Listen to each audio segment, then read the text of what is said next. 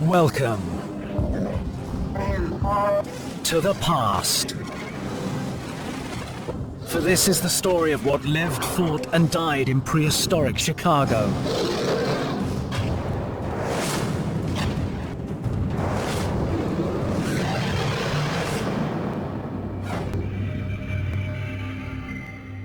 Chicago. It's the biggest city of the United States of America's Midwest.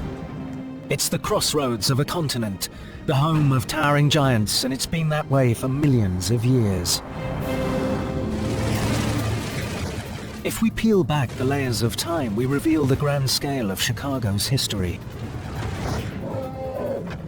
15,000 years ago, mammoths and mastodons roamed in the Pleistocene age. 70 million years ago, it's the Cretaceous, and dinosaurs thrived before their great extinction. 260 million years ago, in the arid Perma, the Earth was scarred by an invader from space. 300 million years ago, and swampy Carboniferous forests harbored crawling creatures of monstrous size. And 425 million years ago, to the watery Solarium. An ancient sea nurtured thick reefs teeming with life, only to become rock-hard limestone that's now raw material for Chicago's great buildings. Chicago is where it is because this is the place where two giant water systems nearly meet, the mighty Mississippi and the Great Lakes. The city itself is on the shores of Lake Michigan, 57,000 square kilometers of water. A lake so wide, one shore can't be seen from the other. A lake so big it looks like an ocean. Travel back 400 years ago, before European explorers discovered the site. There are no signs of civilization at all, and a shallow, sluggish Chicago River dribbles into Lake Michigan on a wild and desolate beach. It looked just like a spot north of modern Chicago called Illinois Beach State Park. This is the Dead River. We're about 40 miles north of downtown Chicago. What we've really done is step back about 400 years because this is what Chicago would have looked like at that time. Low dunes, scrubby grass, a meandering inland stream. It hardly has a current at all. If you're going to describe it, you might just say lethargic at the very best. It hardly seems like a place where a great city might grow someday. Travel back again to 13,000 years ago, when Chicago was a chilly backwoods in the Pleistocene epoch.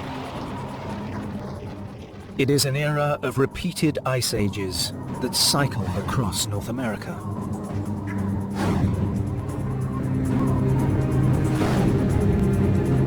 Four times rock-hard glaciers advanced and retreated, digging into soft parts of the terrain, gouging out the basins that became the Great Lakes.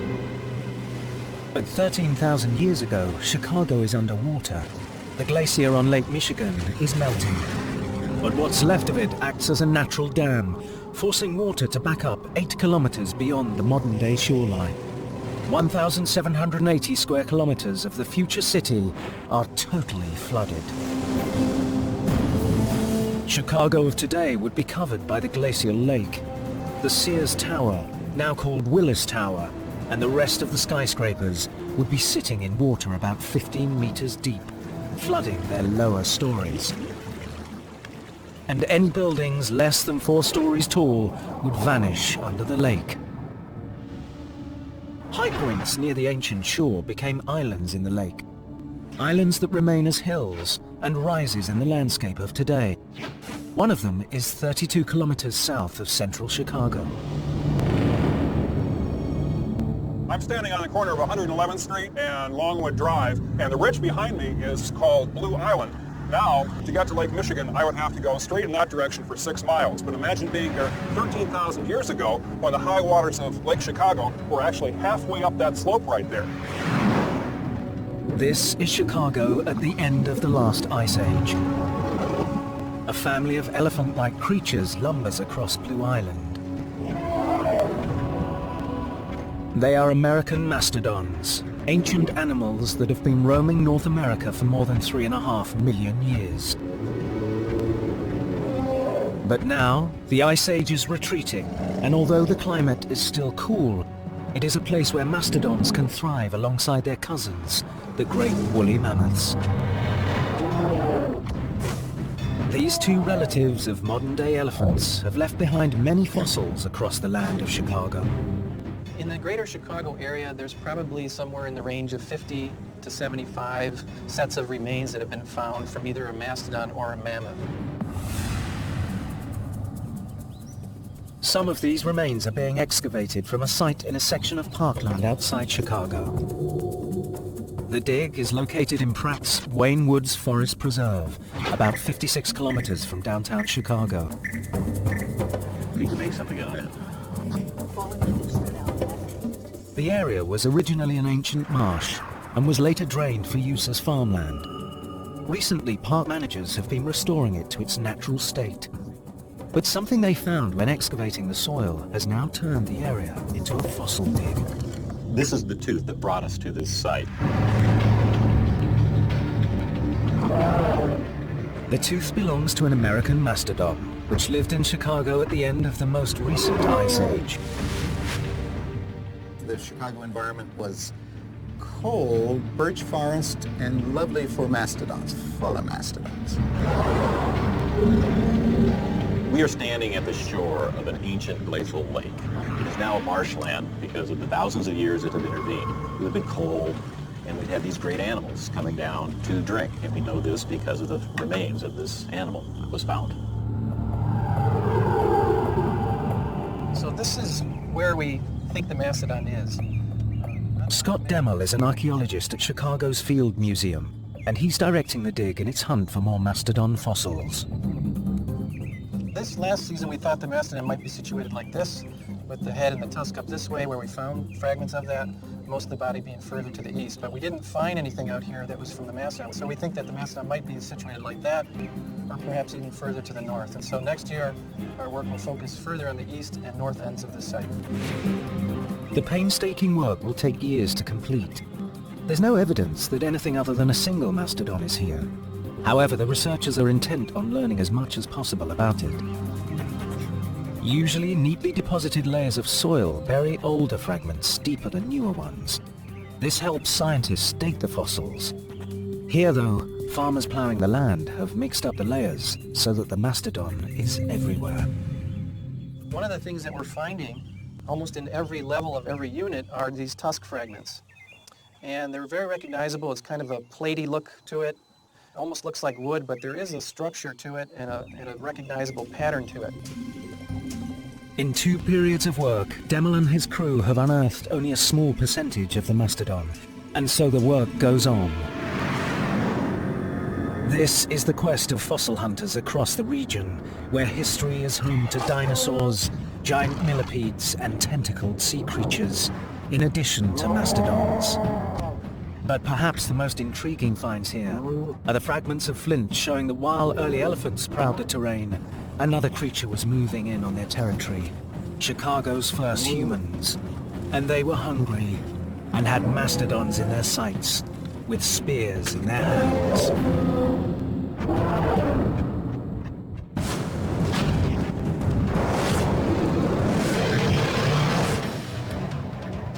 Chicago's role as crossroads of the United States is clear today, just as it was 13,000 years ago, when both mammoths and mastodons ranged the terrain together. Both are so similar to modern elephants that many people think that mammoths and mastodons are closely related. In fact, though, they are only distant cousins. Mastodons and mammoths look similar from the outside. A mammoth is just a hairy elephant. A mastodon is not a hairy elephant. Inside, it's a very different critter. Place them side by side and their different shapes are clear. The mammoth stood about 3 meters high and weighed 5 to 7 tons. And the mastodon was smaller, at about 2.5 meters high, and weighed 3 to 5 tons. The mammoths also had longer, curlier tusks, but the most important difference between the two animals was in their teeth. Mammoths and mastodons lived at the same time in the same areas.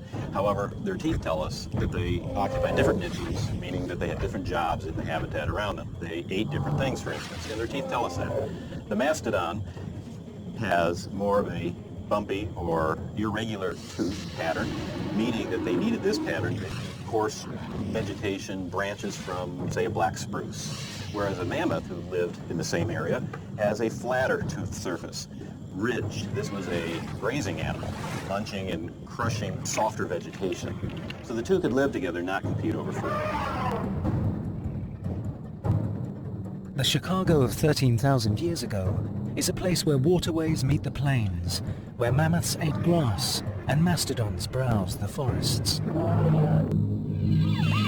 In modern Chicago, each would be able to reach the elevated train tracks with their trunks. Back at the dig outside Chicago, the search is on for what killed the mastodon, whose bones are buried here. These are pieces of chert or flint that's left over from flint knapping. We had to sort through about 500 pounds of glacial gravel out here to come up with 4 real flakes. So this means that man was out at this site. There's no doubt about it. The flint flakes are likely to be from arrowheads made by Native Americans of the recent past, because they were found in the upper layers of soil. What we're not finding yet is evidence of man down deeper in association with the mastodon. But that's what we're looking for. They'll then prove that Paleo-Indians, the first people to live in the US, lived in this spot. They are the Clovis people, named after stone spear points first found in Clovis, New Mexico. Their remains have been found in the region, but never this close to the city. The Clovis people crossed the land bridge from Asia in the far north and migrated throughout North America. Paleo-Indians have been in the Chicagoland area for 12 to 14,000 years. In this setting, early humans are the ultimate predators. Far more dangerous than the saber-toothed cats or wolves that stalk the territory at the same time. For the ancient Clovis hunters, the early elephant is an enormous prey, taking exquisite skill to bring down. I have enormous respect for the Clovis people. Before the introduction of high-powered rifles, killing an elephant, Indian elephant or an African elephant, was hard. Even musket balls, you'd have to shoot an elephant 40 times to bring one down. The Clovis technology, the spear points, and the way they would attack in groups was probably the most efficient way to kill elephants ever to have been invented before the high-powered express rifle of the 1870s. They would strike and then retreat, strike and retreat, and wait for the mastodon to either lose blood or get stuck in the mud. And so they would just sort of wait for that animal to die. Mastodon and mammoth hunts couldn't have gone on in Chicago for more than a few thousand years, because 10,000 years ago, for reasons no one knows, both died out completely, together with other big creatures collectively known as megafauna. The moderate temperatures and plentiful vegetation made the land of Chicago ideal habitat for them. And man the hunter is often blamed for their downfall. However, a second theory blames climate change, and a third is centered on disease. During the late Ice Age, animals were moving from South America to North America, from Asia to North America, from Europe to Mongolia. There was this mixing, and when you mix animals, you mix diseases and pests and parasites, and you could have an epidemiological nightmare. I like that theory. The Great Migrations may have led to North America's Great Mass Extinction event, when about 40 animal species weighing a ton or more completely disappeared. The die-off remains one of the Ice Age's greatest mysteries. But there are even greater riddles hidden deeper below the surface of Chicago, as giant pieces of the historical puzzle are totally missing from the geological record. While there is evidence for bizarre creatures like carnivorous waterworms and 3-meter-long bugs, there are no clues to help solve the biggest unsolved mystery of all. What happened to Chicago's dinosaurs?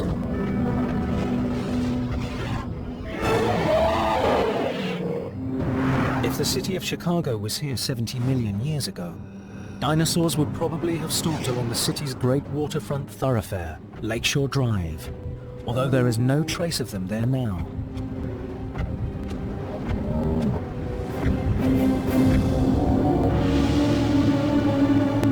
In fact, there has never been a single dinosaur fossil found in all of Chicago, or even in the entire state of Illinois. The reason we haven't found any evidence of dinosaurs in the Chicago area is pretty simple. We just don't have any rocks or sediments that are of the age of the Mesozoic era, which is when they were present. About 40 kilometers from the center of Chicago, paleontologist Ellen Beltz explores a stream called Sawmill Creek, where a massive gap in Chicago's history is glaringly clear. This rock is 400 million years old. That hillside is composed entirely of loose glacial debris. It's only about 10,000 years old.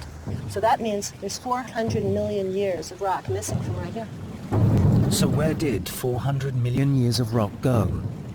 The best guess is most of it was ground away by wind and water, and finally Chicago's glaciers. Dinosaur bones today are mostly found where Mesozoic rocks are exposed at the surface, which is why the Dakotas of Montana are among the richest sources. Chicago sits in a barren wasteland when it comes to dinosaur fossils, but they must have been here at some point. The best clues to the case of Chicago's missing dinosaurs are in the neighboring state of Missouri. Here, Guy Darrow and his staff recreate the distant past for museums and theme parks, building accurate life-size models of local creatures at his Lost World studios. Try to decide here and see if this one's going to fit. Put that back in there. I think you got that opening molded out, right? Oh yeah, that's looking pretty good. Move his eye a little there. Oh yeah, that's looking good. Darrow derives his expertise from 40 years of fossil hunting. Also, he is a curator of the Bollinger County Museum of Natural History and is working with geologist Mike Fix on a nearby dinosaur dig called the Chronister Site, named after the family that once owned the land. This is the only place in the entire state of Missouri where dinosaur remains have ever been found, and they were found completely by accident. It's one of those serendipitous situations. All right, if you guys come on back here, I'll give you an idea of where the bones were found and a little bit about the history. In 1942, a geologist accidentally stumbled upon a well that was being dug down here and happened to notice in the pile of clay that was being dug that there were these bones, which of course the people digging the well thought that they were cow bones, but the geologist that found them knew immediately that they were not cow bones and that they were probably most likely dinosaur. In Missouri, that was an extremely rare and significant find. But not surprisingly, as dinosaurs were found on every continent in the Mesozoic, both Missouri and Chicago were dry land at that time, so dinosaurs most likely lived in both places. I think it's virtually certain that any dinosaurs that we find here likely had counterparts in the Chicago area. Travel back to 70 million years ago.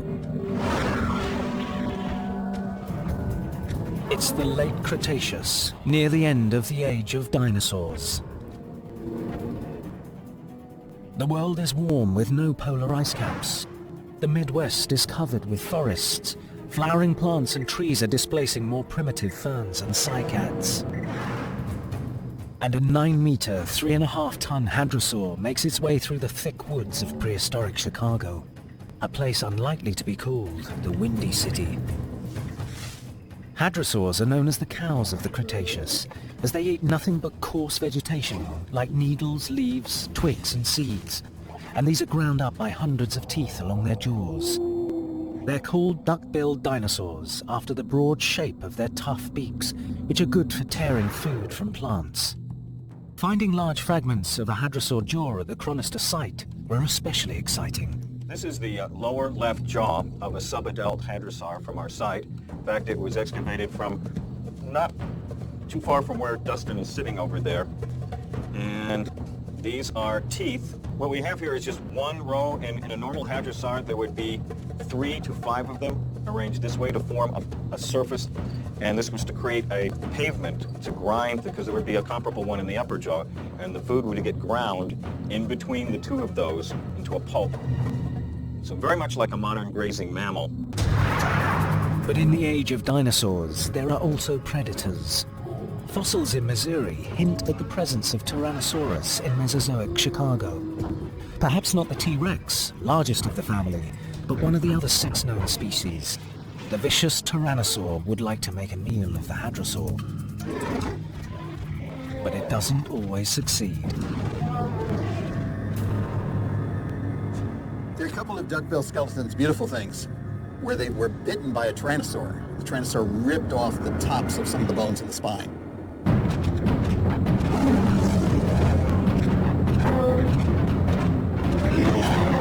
But for some reason, the duckbill got away and survived long enough for the brakes to heal. Recent research on a rare hadrosaur specimen, whose soft tissues were fossilized, shows these creatures were heavily muscled and may have had the strength to escape from a tyrannosaur.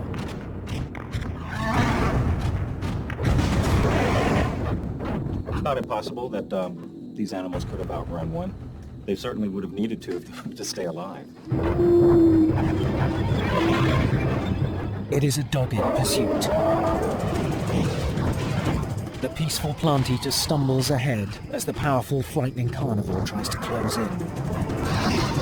The tyrannosaur, relying more on strength and speed, expects an easy chase and is surprised that the hadrosaur's clumsy run is just fast enough. The hadrosaur escapes, and the tyrannosaur goes hungry.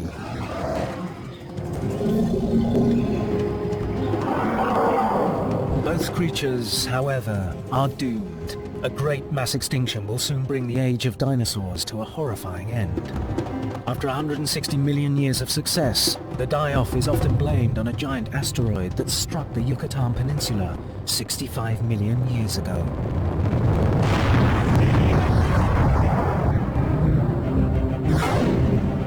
But Chicago has its own story to tell of death from the sky. 0 hour may have been 260 million years ago, just before the dinosaurs first appeared on Earth. The target, just 32 kilometers from central Chicago.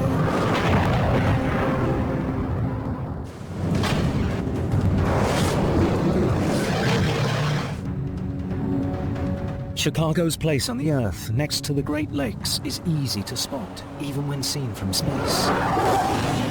But in the distant past, Chicago was far more anonymous. Travel back 260 million years. This is Earth of the Permia, the last geologic period before the dinosaurs. The first beetles and flies have evolved, and fin-backed reptiles called dimetrodons are the dominant predators. There are no Great Lakes, and Chicago of the time is an empty, obscure spot just north of the equator, in the dry interior of a global supercontinent called Pangaea. If Chicago's main airport were here, the snowstorms of the 21st century would be replaced by the sandstorms of the desert age. Pangaea's Chicago has no reputation for excitement. But that would soon change when it receives a visitor from outer space. 800 meters in diameter, it is a massive meteor on a collision course with Earth. Hitting the upper atmosphere, it soon becomes a red-hot fireball, trailing behind it a flaming ribbon of burning debris. It hurtles towards a prehistoric Chicago with no defense. We're at Big Bend Lake in Des Plaines, Illinois. It's north of Chicago, about 20 miles. It's the site of a major impact site. It happened millions of years ago. The lake you see behind us, people might think it has something to do with a meteor impact, but it actually has absolutely nothing to do with it at all. All evidence of the meteor impact is 100 feet or more below the ground surface. If there's no trace of the meteor impact on the surface, how do we know it's there? The evidence comes from operations like this. Geotechnical drilling is used to pull cores of rock out of the earth, so geologists can examine what's there. Drill rigs are also used for digging ordinary water wells.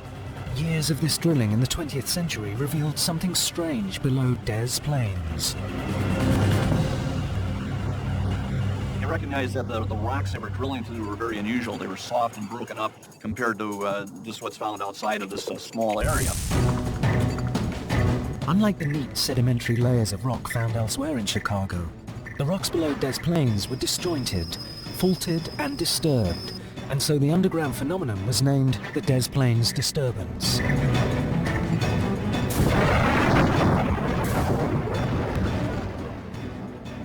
The cause of the disturbance was a profound mystery, and no one even suspected a meteor.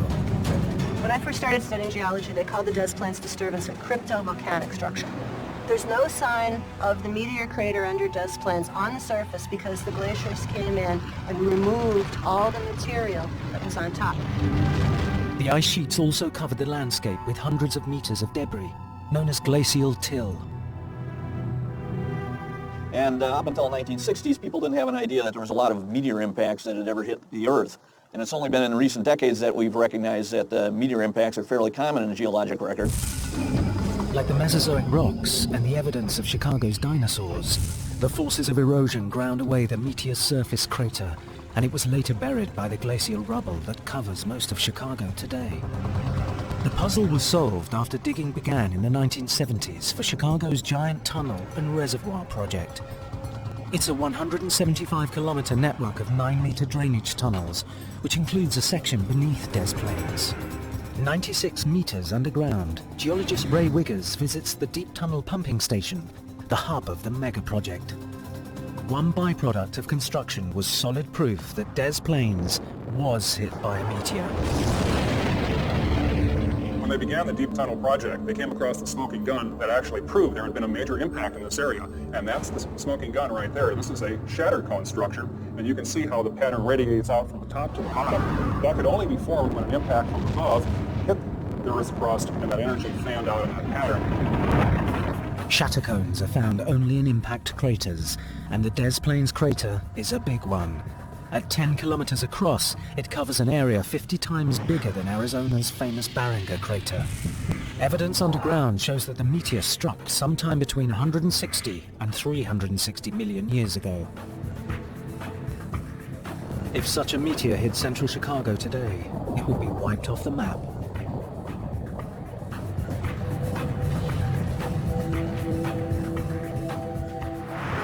The scar in this city's past is only one chapter in an epic story reaching back even further in time. Chicago is famous for its freezing winters, but makes up for the chill with its sizzling summers.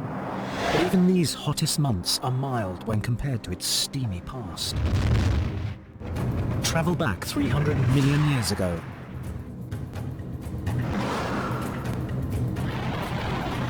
It's called the Carboniferous period, and Chicago no longer sits at the edge of a lake. Now it's part of coastal swamps at the western edge of the landmass that will break away from the other continents to form North America. During the Carboniferous, Chicago was smack dab on the equator, and as a result, we actually had a tropical rainforest environment. The Carboniferous period gets its name from its lush coal forests, the swamps that are destined to become the fossil fuels of the future. Both the forest and the nearby water have their share of bizarre creatures. On land, the strangest inhabitant must be the Arthropleura, a millipede bigger than any other in history. It grew to be more than 3 meters long. From what I understand of Arthropleura, I believe it is the largest land arthropod of all time. Arthropod being, I like to call it, the creepy crawly critters, represented today by insects, spiders, in this case centipedes and millipedes. In the Carboniferous, millipedes grew enormous. They grew to 10 feet long. From the fossil evidence that we've seen, Arthropleura was covered with a lot of spines. So we took the time on this particular model to put, like 2,500 spines, I believe, is on here. And for an animal that crawls along the primeval floor, it would have to be covered with spines or something to keep it from being hit. But at 3 meters long, Arthropleura faces few threats from predators. Could this monster have been a threat to others?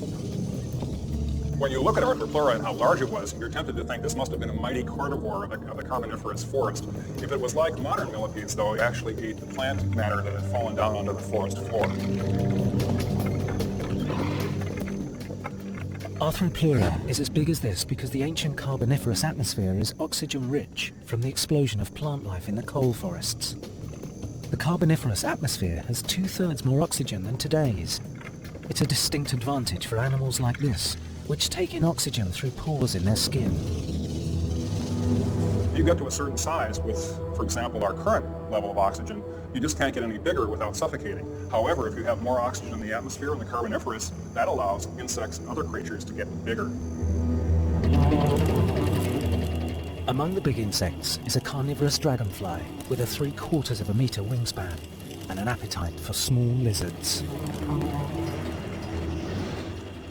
Rich oxygen also boosts the number of amphibians and reptiles as they evolve from the water to land life, making it easier for them to breathe. In the waterways of the swampy environment lives Chicago's strangest resident of all time, a slippery, undulating, soft-bodied creature called the Tully monster.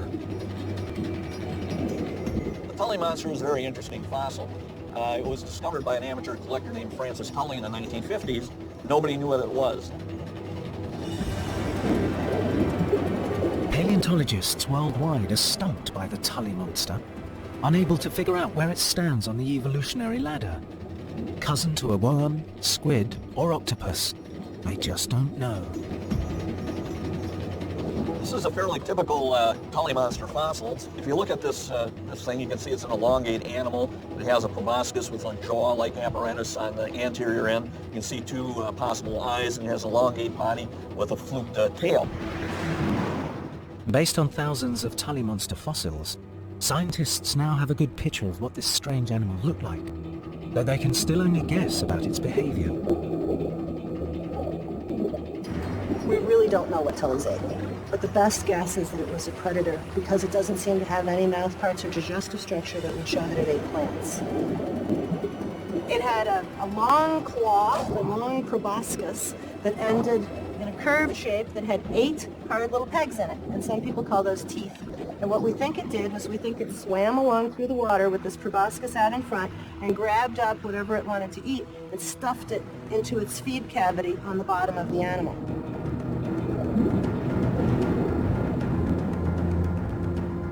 The mysterious Tully monster is the state fossil of Illinois, and for good reason.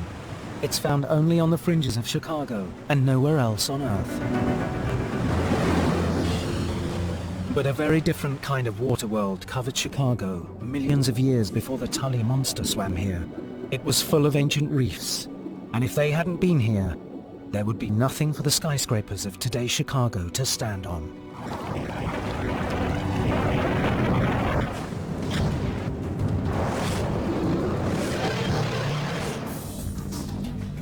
The tallest building in Chicago is Sears Tower, now called Willis Tower.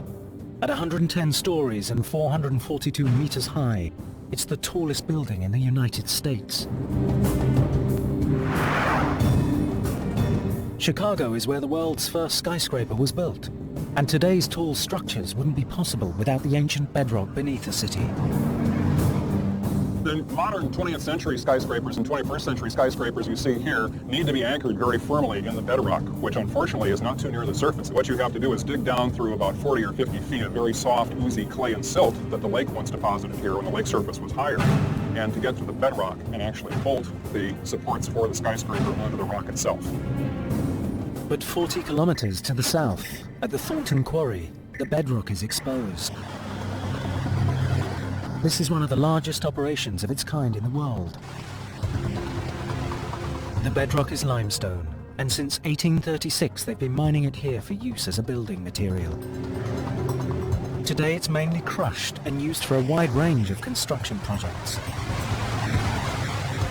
All the rocks that are exposed in the Thornton Quarry are Silurian in age. That was basically around 425 million years ago. This was under the ocean, formed as an ancient reef, and the rocks are full of fossils. Travel back 425 million years ago.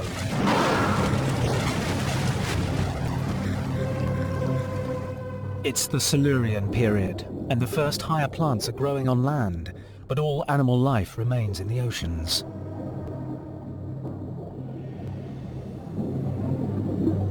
Chicago is submerged, and early reefs are thriving here. Their skeletons will become the future limestone bedrock of the city. Among the strange creatures that swim in these waters are giant cephalopods, ancient predators related to today's chamber nautilus, and other tentacled animals like squid and octopus. This is a nautiloid. This essentially is a straight-shelled cephalopod that would get up to maybe, the specimen maybe be 3 or 4 feet long. If you look at in cross-section, you see there's a tube that runs through the middle of the posterior part of the animal. And what it does with that tube is it controls gas pressure within these chambers. So it can control its position up or down, or primarily stay right where it wants to be. And it functions like a submarine does, essentially. Gliding in the water above the reef, the cephalopod may encounter creatures crawling along the ocean bottom, like trilobites, creatures that are related to the modern horseshoe crab and that thrived on the Earth for 250 million years. Trilobites, for a long time, have been the second favorite fossil for collectors. They have an appeal that transcends any other type of organism except dinosaurs themselves. They are also favorites for the cephalopods who are eager to make dinner out of them. Now we know that the trilobites had defenses against them. One of the trilobite defenses was to curl up in a tight little ball. And we've actually found these petrified, this little trilobite curled up, please don't eat me balls, that they made out of themselves. The cephalopod was probably equipped with a beak so it could crack the shell of a curled up trilobite.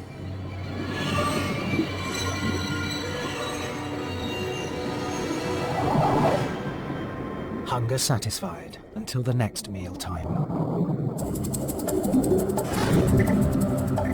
This shallow Silurian sea stretched from Chicago to New York and south to Kentucky and West Virginia. It left behind limestone that now spans the Great Lakes region. Called Niagara limestone, it's exposed in a long continuous arc, reaching all the way to New York State, where today water flows over its surface at Niagara Falls. In 1869, the same limestone was used to build Chicago's old water tower, one of the city's most beloved landmarks. This is the only building still standing to have survived the 1871 Chicago fire. Here at the water tower, you can actually see direct evidence of the life of the Silurian period. Here's a cross-section of a brachiopod shell. This has been in this stone for 420 million years.